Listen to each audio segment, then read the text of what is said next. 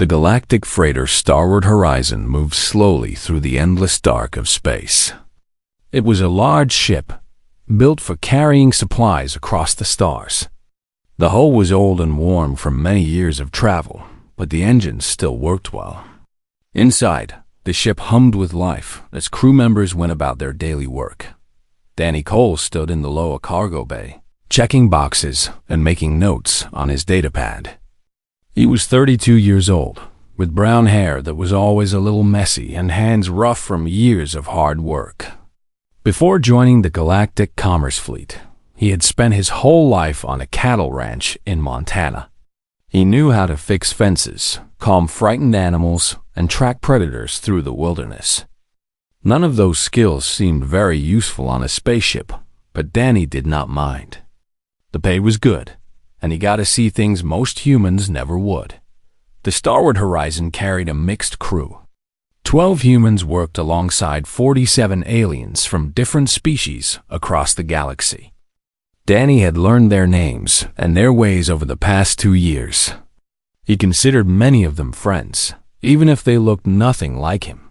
The Volnoxi were his favorites. They were thin beings with skin so clear you could almost see through it. Their bodies showed soft blue and purple colors that changed with their moods. They had 4 eyes each and spoke in gentle voices. Tyron was the lead navigator, and he often visited Danny in the cargo bay to ask questions about humans. "Why do your people tell stories about hunting?" Tyron asked one day, his 4 eyes blinking in confusion. "You speak of it like it was a good thing, like you enjoyed it." Danny shrugged and kept working. "I guess our ancestors had to hunt to survive. It became part of who we are." "But you have no claws," Tyron said. "No sharp teeth. No armor. How did you hunt anything?" "We figured it out," Danny said with a small smile. "Humans are pretty good at figuring things out." Tyron did not seem satisfied with this answer, but he let the matter drop. Captain Xyleth commanded the ship from the bridge. She was a Marathi, standing 8 feet tall with deep purple scales covering her body. Her arms had 3 joints each, bending in ways that made Danny's own arms ache just to watch. The Marathi were known for being calm and logical, and Xyleth was no different. She ran the ship with quiet confidence. Like most aliens in the Galactic Union, the Marathi had evolved on a peaceful world. Their planet had few predators, and those that existed were small and easily avoided. The idea of hunting, of fighting for survival, was strange to them. They found humans unsettling, though they were always polite about it. The ship also carried a security officer named Voss. He was a Grellian, shorter than the others, but built like a rock. His skin was gray and rough, and his face rarely showed any expression. Voss took his job seriously and always carried a plasma rifle on his shoulder. Danny liked him because he did not talk much, and when he did talk, he meant what he said. 2 other humans worked on the ship. Kyle Brennan was a young engineer from Texas, always laughing and telling jokes that the aliens did not understand. Maria Santos was the shuttle pilot, a former military officer with sharp eyes and quick reflexes. She did not smile often, but Danny trusted her completely. Life on the Starbound HFY was simple and routine. They traveled from station to station, delivering supplies and picking up new cargo. The days blended together in a peaceful rhythm. Then the distress signal came. It was late in the ship's night, cycle when the alarm sounded. Danny woke from a deep sleep and hurried to the bridge with the other crew members. Captain Xyleth stood before the main screen, her scales darker than usual, a sign of worry. "We have received a distress call," she announced. "It comes from the jungle moon of Kethros 7. A research vessel has crashed there." The crew exchanged nervous glances. Kethros 7 was not a place anyone wanted to visit. The moon was covered in thick jungle, and the atmosphere played tricks on sensors and communications. Ships avoided it when they could. "Union law requires us to respond to all distress signals," Xyleth continued. "We have no choice." I am putting together a landing party. Danny stepped forward. I will go. Kyle raised his hand. Me too. Maria simply nodded. She would pilot the shuttle. Xyloth assigned 8 aliens to join them, including Tivron and Voss. The Volnoxy navigator looked terrified at the thought of visiting an unknown jungle, but he did not refuse. Voss checked his plasma rifle and said nothing. As they prepared the shuttle, Tivron approached Danny again. His skin flickered with pale yellow, a sign of fear. I have read about this moon, Tivron said quietly. The records are old, but they mention dangerous wildlife. Very dangerous. Danny loaded supplies into the shuttle. How dangerous? The records are not clear. The original survey team did not survive long enough to send detailed reports. Danny stopped and looked at the small alien. Tivron's 4 eyes were wide with worry. Danny reached out and patted his thin shoulder gently. Stick close to me, Danny said. I grew up around dangerous animals. I know how to handle them. Tivron did not look convinced, but he nodded anyway. The shuttle launched an hour later. Maria sat at the controls, her hands steady as she guided them toward the green and brown moon below. Danny sat in the back with the others, watching through the small windows as they entered the atmosphere. Thick clouds surrounded them, colored a strange shade of green. The shuttle shook as winds battered its sides. Warning lights began to flash on the control panels. Instruments are going crazy, Maria announced, her voice calm despite the situation. The atmosphere is messing with everything. I am flying blind. The aliens gripped their seats with white knuckles. Kyle closed his eyes and muttered something under his breath. Danny just watched and waited. Through a break in the clouds, he caught a glimpse of the jungle below. It stretched out in every direction, a sea of dark green leaves and twisted trees. Somewhere down there, a crashed ship waited for rescue. Somewhere down there, something else waited too. Danny did not know what they would find on Cathro 7, but as the shuttle descended through the green clouds, he felt a strange feeling in his chest. It was not quite fear, though fear was part of it. It was something older. Something that came from deep in his blood. It was the feeling his ancestors must have known long ago on Earth. When they walked into unknown wilderness with nothing but their wits and their will to survive. The shuttle dropped below the clouds and the jungle rose up to meet them. The shuttle fell through the green sky like a wounded bird. Maria pulled hard on the controls, fighting against winds that seemed to come from every direction at once. The small craft spun and shook, throwing its passengers against their safety straps. "Hold on," Maria shouted over the noise. "This is going to be rough." Danny gripped the armrests of his seat and watched the jungle rush toward them through the front window. Trees rose up like giants, their branches reaching for the sky. There was no clearing, no safe place to land. Maria aimed for a small gap between the largest trees and hoped for the best. The shuttle hit the canopy with a terrible crash. Branches snapped and broke against the hull. Metal screamed as it tore. The world became a blur of green and brown as they tumbled through the trees. Danny felt his body slam against the straps, then back against the seat, over and over again. Then everything stopped. For a long moment, there was only silence. Danny hung sideways in his seat, his head throbbing with pain. Red emergency lights filled the cabin with a dim glow. Sparks flew from broken panels. Somewhere, a small fire crackled. "Everyone alive?" Danny called out, his voice rough. Answers came slowly. Kyle groaned and said he was okay. Maria pulled herself from the pilot's seat, blood running from a cut on her forehead. The aliens stirred in their seats, checking themselves for injuries. Voss was the worst.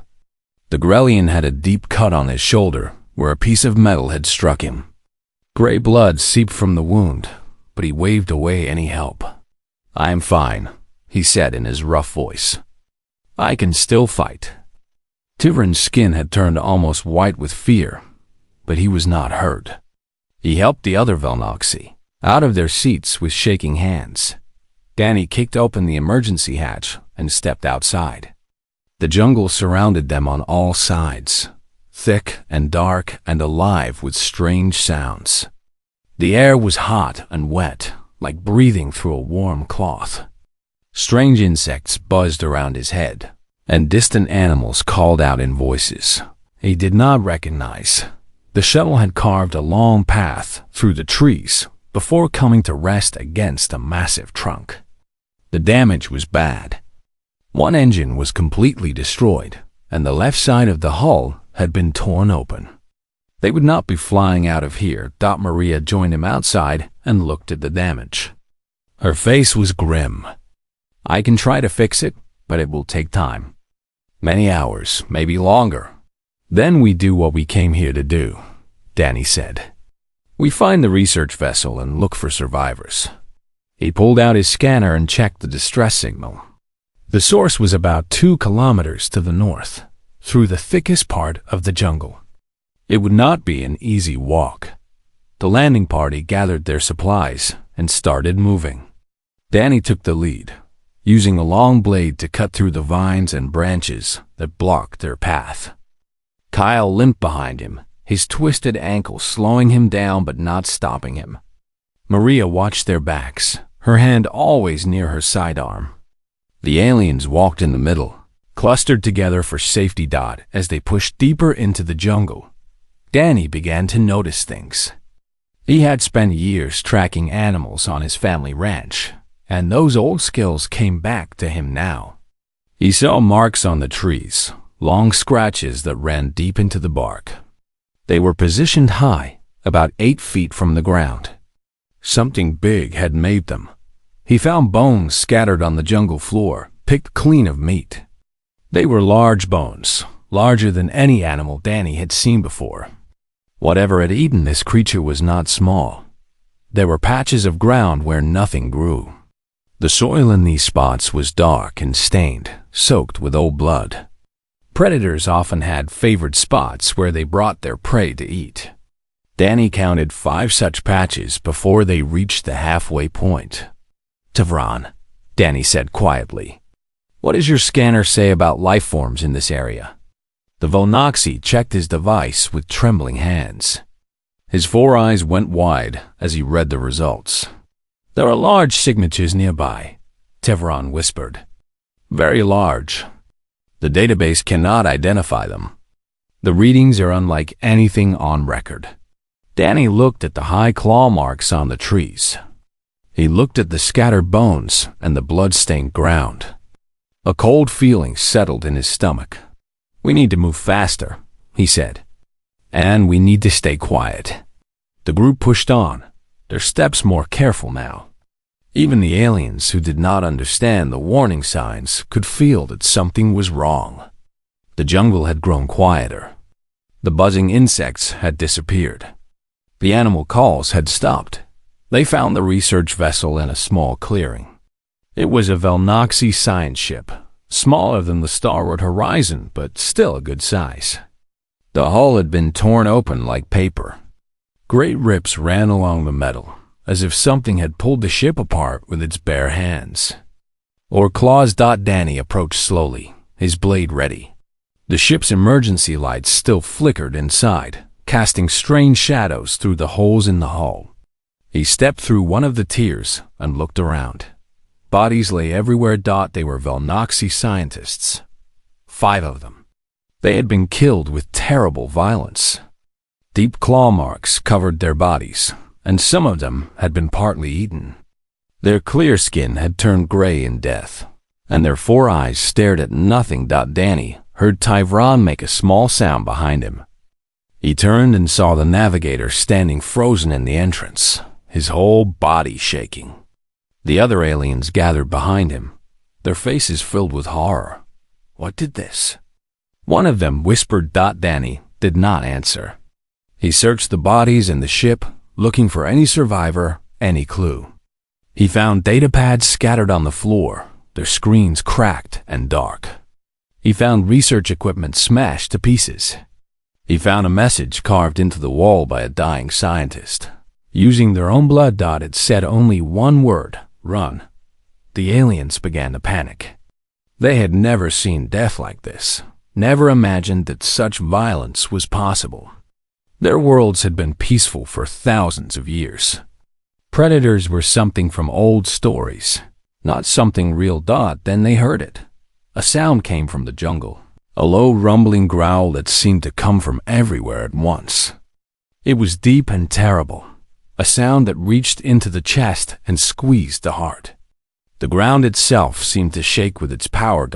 Something was coming. Danny grabbed his blade and turned toward the jungle. His heart pounded in his chest, but his hands were steady. Whatever had killed these scientists was still here. And now it knew they had arrived. "Everyone behind me," Danny said quietly. "Do not run. Running only makes it chase you faster." The aliens huddled together, their bodies trembling. Voss raised his plasma rifle toward the trees, his gray face hard with determination. The growl came again, closer now. The branches of the jungle began to move.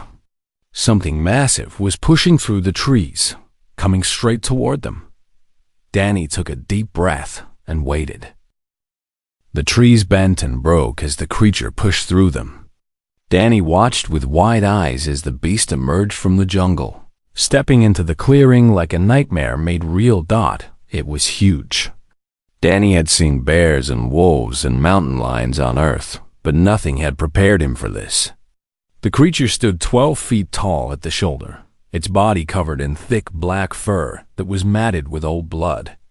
Armored scales ran along its back and down its 6 powerful legs.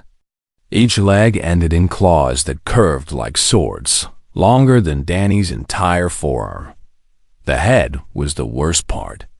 Multiple eyes, at least 8 of them, gleamed with a hungry intelligence. The jaw split into 4 sections, each lined with teeth that looked like they could bite through steel. Thick drool dripped from its mouth and sizzled when it hit the ground. The creature stopped at the edge of the clearing and studied them with its many eyes. It breathed in deeply through slits along its neck, tasting the air, learning their scent. A low rumble came from its chest, a sound of pleasure. It had found new prey. "What is that thing?"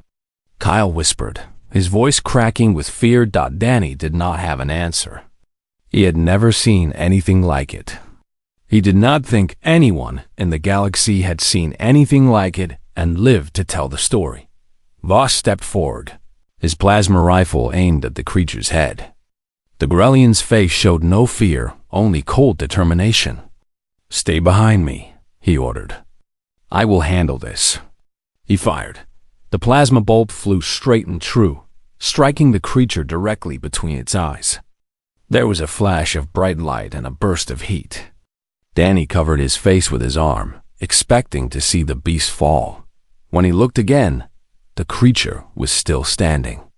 The plasma had splashed harmlessly against its armored scales, leaving nothing but a slight scorch mark. The beast shook its massive head, annoyed but unhurt. Voss fired again and again. Each shot struck the creature, and each shot did nothing. The plasma could not penetrate the natural armor that covered its body. It was like trying to hurt a mountain with a flashlight. The creature, charged. It moved faster than something that size should be able to move. One moment it was at the edge of the clearing, and the next it was on top of them. A massive claw swept through the air and caught Voss across the chest. The Grellian flew backward like a doll, his body slamming into a tree with a sound that made Danny's stomach turn. The plasma rifle spun away into the undergrowth. Voss did not get up. The alien screamed. The sound of their terror filled the clearing, high and sharp and full of pure fear. They scattered in every direction, running into the jungle without any thought of where they were going. Thousands of years of evolution told them only one thing: run from the predator. Run and do not stop. Tyvron did not run.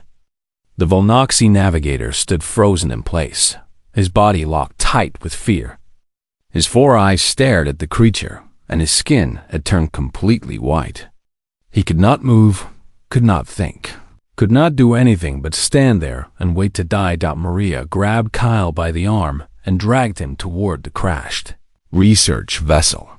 "Come on," she shouted. "We need cover." Kyle limped as fast as he could, his face twisted with pain and terror. Danny stood alone in the center of the clearing. The creature turned, its many eyes toward him. It had seen the others run, seen them scatter like frightened animals. It would hunt them down later, one by one. But this one was different. This one had not run. This one stood and faced it. The beast was curious. It approached Danny slowly, its massive body moving with a grace that seemed impossible for something so large. The ground shook with each step. Hot breath washed over Danny's face, carrying the smell of rotting meat and old blood. Something stirred inside Danny, something old and deep, buried in his blood for 100,000 years. His ancestors had faced creatures like this on the plains of Africa, in the forests of Europe, in the frozen wastes of the Ice Age. They had been small and weak, with no claws and no fangs and no armor. But they had survived. They had done more than survive. They had become the most dangerous creatures on their planet. Danny felt no peace. He felt no calm acceptance of death. What he felt was something far more dangerous. He felt rage. The creature lunged at him, its four-part jaw opening wide to bite him in half. Danny threw himself to the side, rolling across the jungle floor and coming up near where Voss had fallen. His hands found the plasma rifle in the undergrowth. He raised it and fired twice at the creature's face. The bolts hit one of its many eyes. The eye burst in a spray of dark fluid, and the creature screamed. The sound was so loud that Danny's ears rang with pain. The beast thrashed and spun, its claws tearing up the ground, but it was not dead. It was not even badly hurt. It was just angry. The creature fixed its remaining eyes on Danny. The hunger in those eyes had been replaced with something else. Hatred.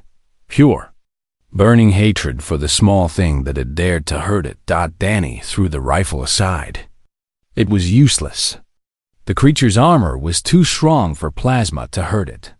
He needed something else, something that could get through that natural protection.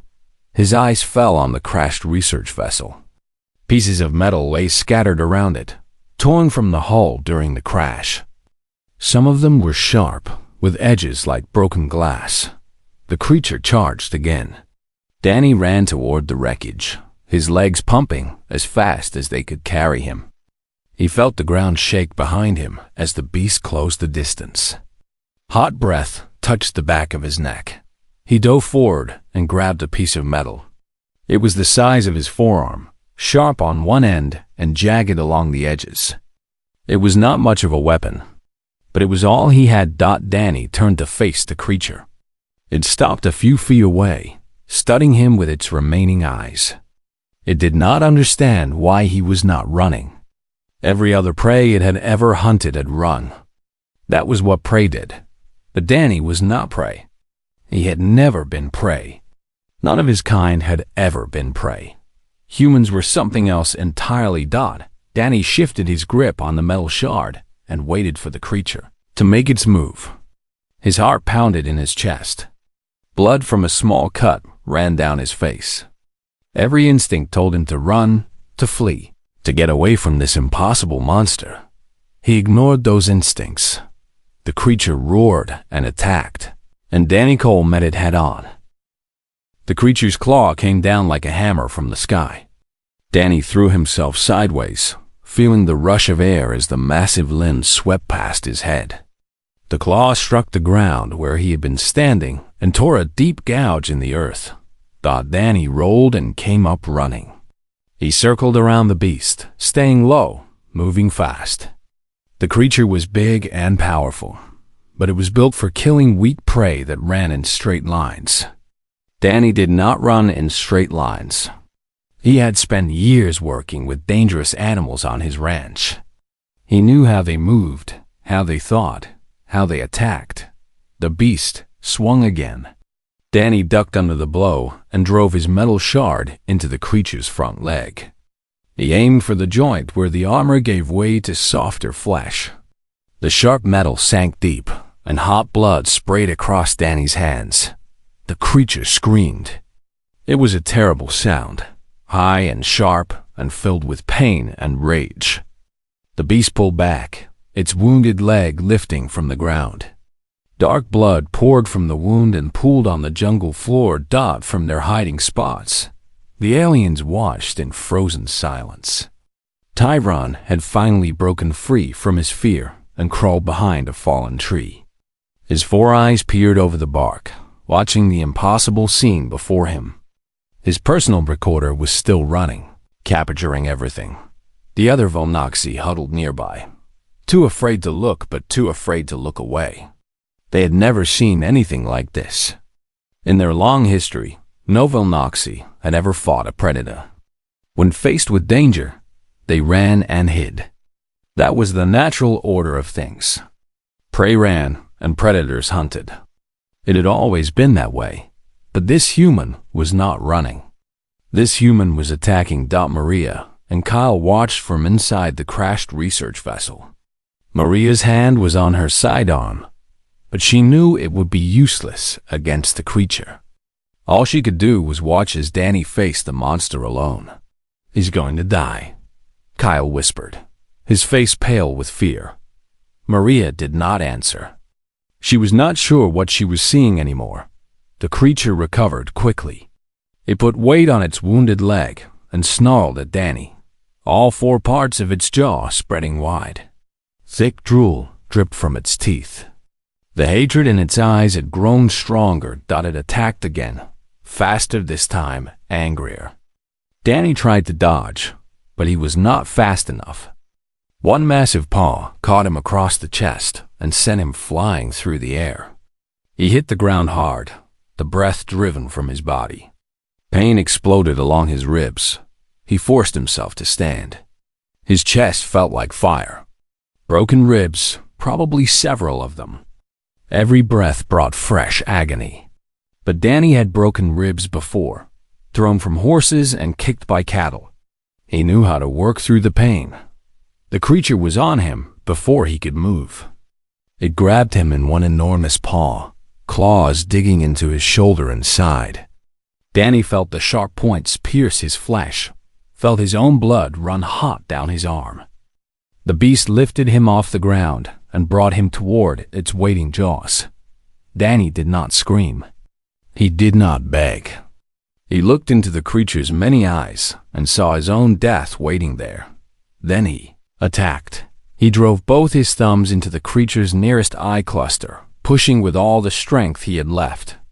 He felt the eyes burst under his hands, felt hot fluid spray across his face and arms. The creature shrieked and dropped him, its head thrashing wildly from side to side. Danny hit the ground and rolled away. He was bleeding badly now from his shoulder and his side and a dozen smaller wounds. His left arm hung nearly useless, the muscles torn by the creature's claws. But he was still alive. He was still fighting. He found his metal shard where he had dropped it and picked it up with his good hand. The creature was blind on one side now, half its eyes destroyed.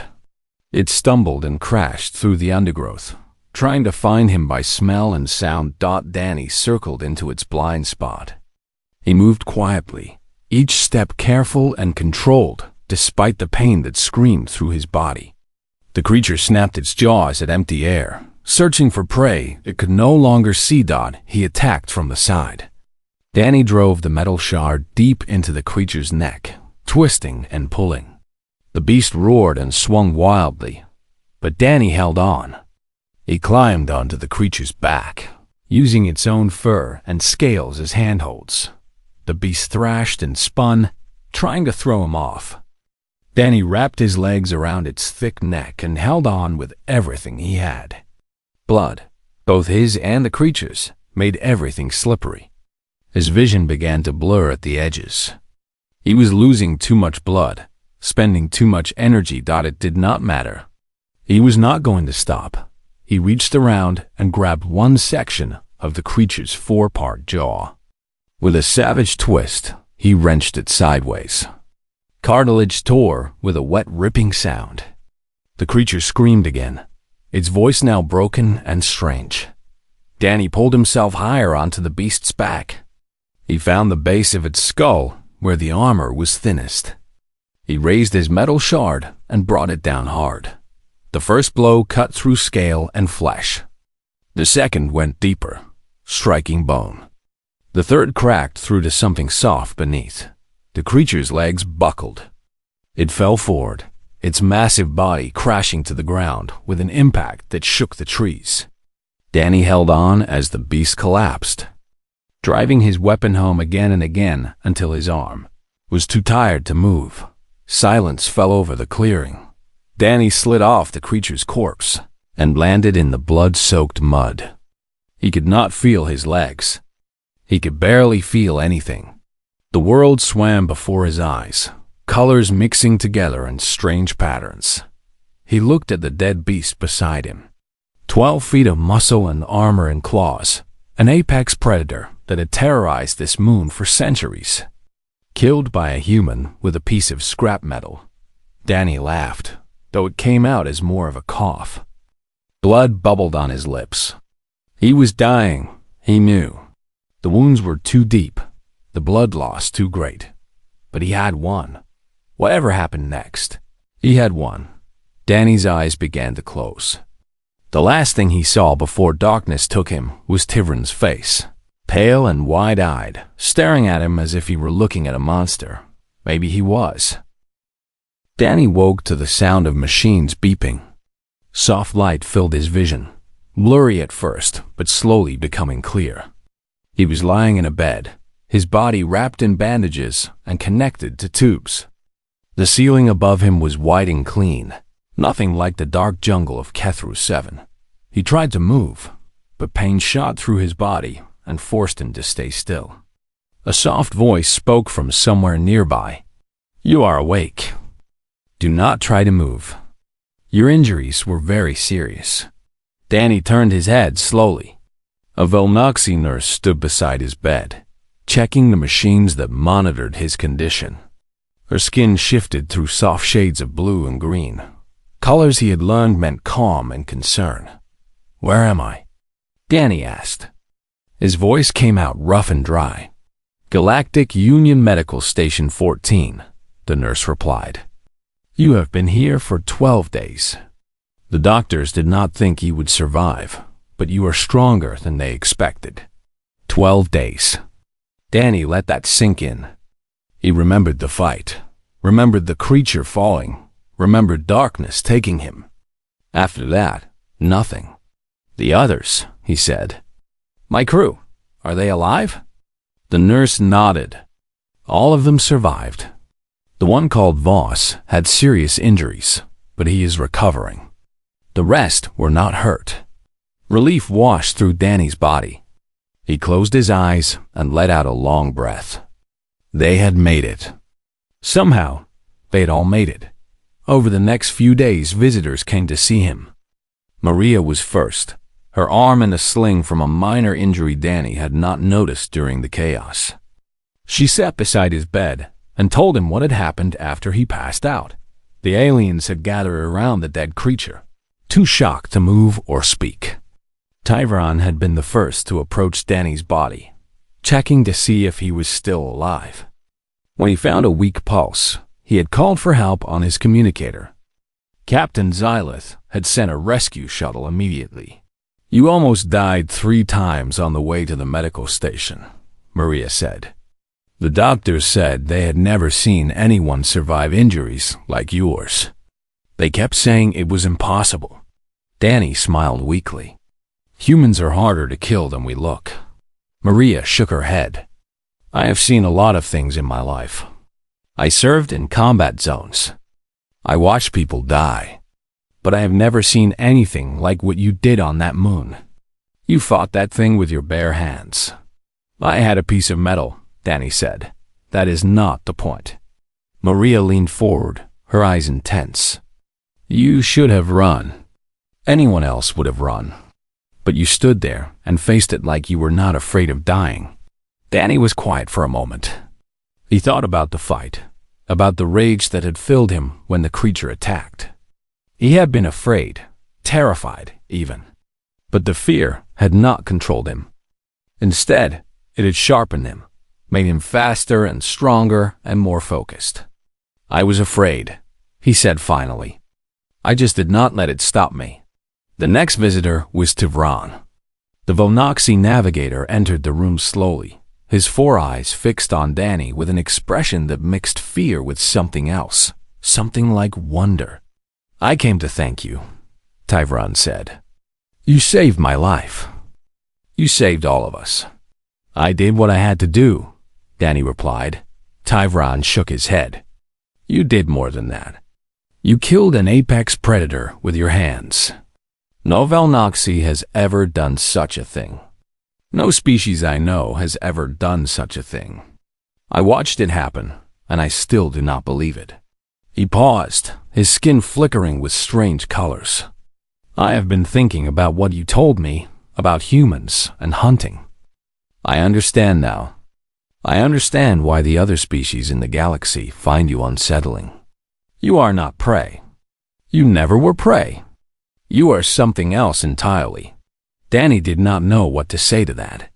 He had never thought of himself as special. He was just a rancher from Montana who had learned to handle dangerous animals. The fact that he had fought a giant alien predator did not seem much different from the time he had faced down a mother bear protecting her cubs, but maybe that was the point.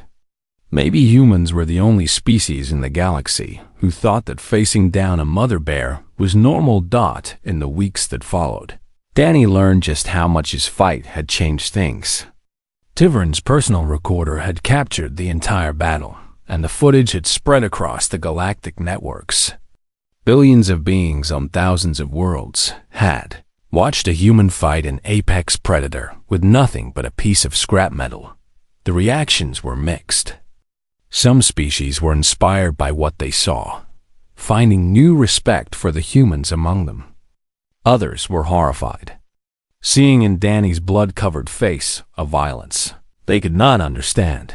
The Galactic Union officially classified the creature as a Cathrosion. Mauler and placed the entire moon under permanent quarantine. No one would ever land there again. Danny received 17 medals from various organizations. He did not want any of them.